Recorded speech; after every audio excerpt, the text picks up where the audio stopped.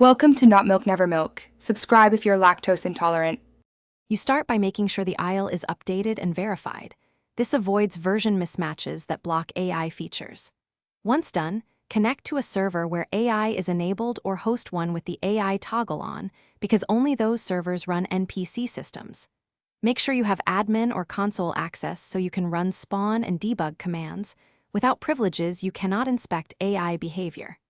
This combination, current build, AI-enabled server, and access, lets you begin locating AI elements in-game immediately.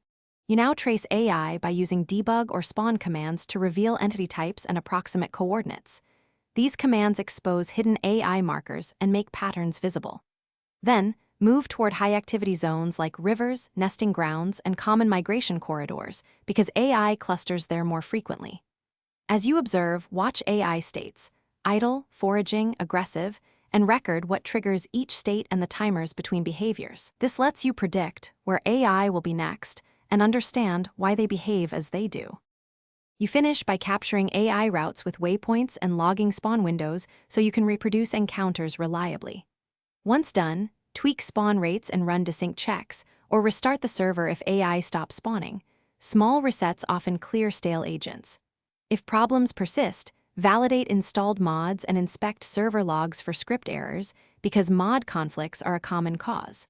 If nothing else works, revert recent changes stepwise. Isolating the change quickly reveals the root cause and gets AI back online. Thanks for watching. If this was helpful, leave a like and consider subscribing. See you next time.